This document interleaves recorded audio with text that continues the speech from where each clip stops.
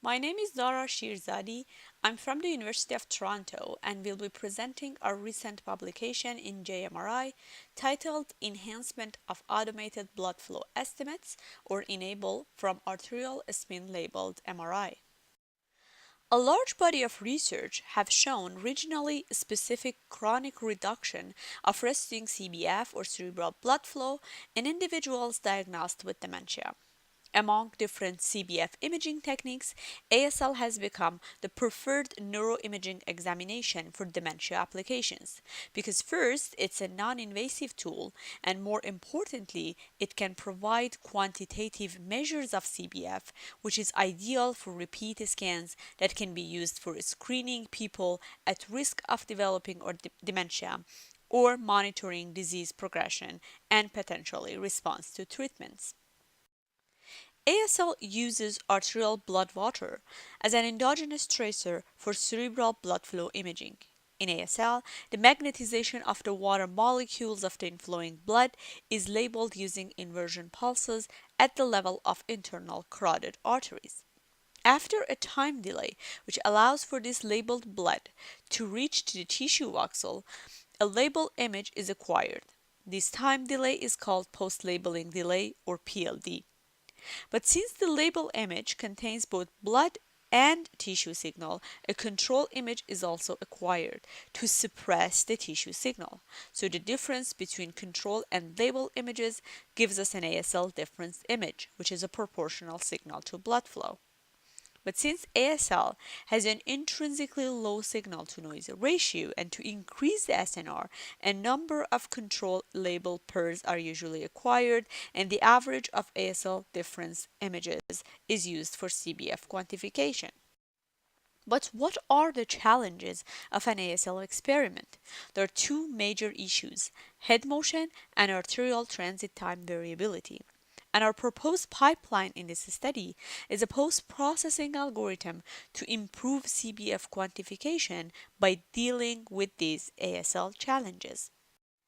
Head motion is a major challenge in ASL since the contrast relies on subtraction of two consecutive images.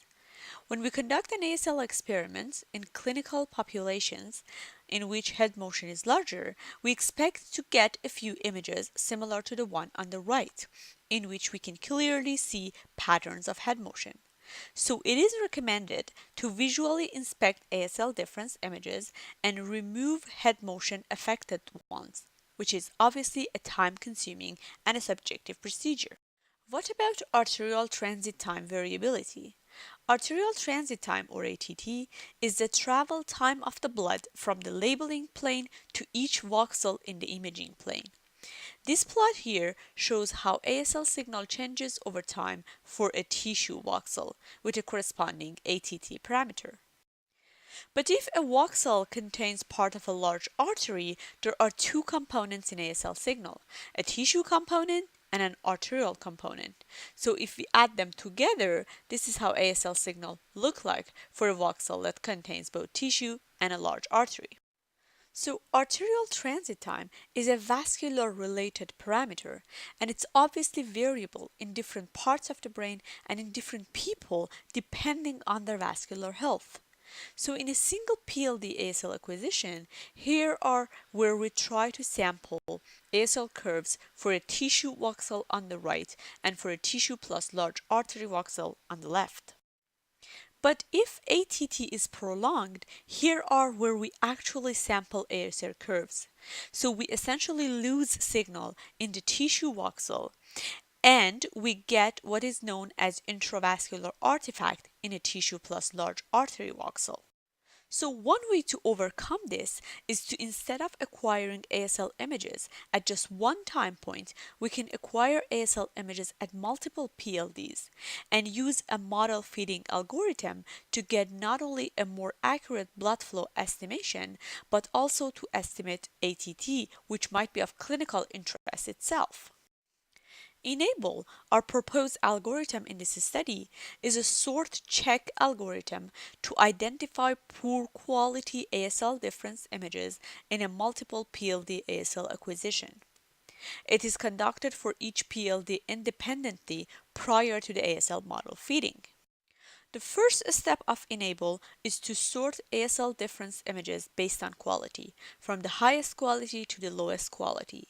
We used contrast to noise ratio to index quality here, which is defined as the mean ASL signal in tissue divided by a standard deviation of non-tissue voxels. We calculated image quality features first using the first few volumes with highest quality. Then we added ASL images one by one and calculated these quality features again and again until we covered the whole sequence. We used 4 ASL quality features, and here I plotted them versus the number of included ASL difference images: temporal contrast to noise ratio, detectability, spatial coefficient of variation, and temporal signal to noise ratio were the 4 ASL quality features.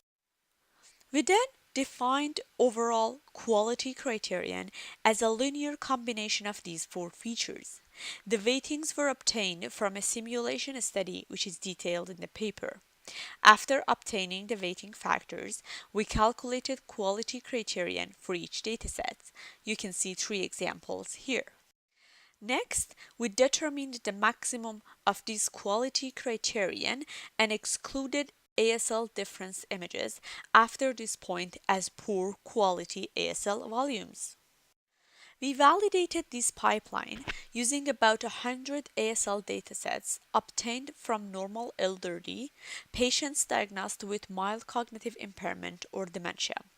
The images acquired at either 1.5T or 3 Tesla scanners at 6 post-labeling delays. We observed that CBF SNR increased significantly as a result of using ENABLE in ASL post-processing, and this improvement, as you can see in the figure here, was related to head motion. For a subgroup of these people, we had a corresponding SPECT CBF image. We calculated similarity between ASL and SPECT CBF images using Jacquard index. We observed that ASL SPECT similarity increased significantly when we used ENABLE in ASL post-processing. Here are 3 examples of ASL and SPECT CBF images with a corresponding Jacquard index. We can see here that ASL images with higher intravascular artifact or lower SNR have lower similarity with the SPECT images. Looking at this quantitatively, we observed that ASL SPECT similarity is strongly related to ASL SNR, meaning that the less homogeneous is the CBF image from ASL, the lower is the similarity with the SPECT, which is something we expected. To conclude, in this study, we designed and validated an automated post-processing algorithm to identify and exclude poor quality ASL volumes. This algorithm used an optimized linear combination of 4 quality features. We observed that ENABLE improved ASL SNR as well as ASL SPECT similarity. One caveat of ENABLE is of course 3D ASL where few ASL difference images are available. Another point is that this quality weighting factors are data driven and may change depending on the sample under study. We examined this effect by looking at random subgroups of our data and did not observe significant differences in weighting factors, suggesting robustness of these factors. However, we found that a maximum PLD of the current study may still be too short for some patients. Therefore, optimizing the multiple PLD ASL sequence parameters can decrease potentially intravascular artifact and as a result increase ASL SNR and may be the subject of a future study. At the end, we would like to thank participants and staff of Sunnybrook Dementia Study, as well as our collaborators and the funding sources.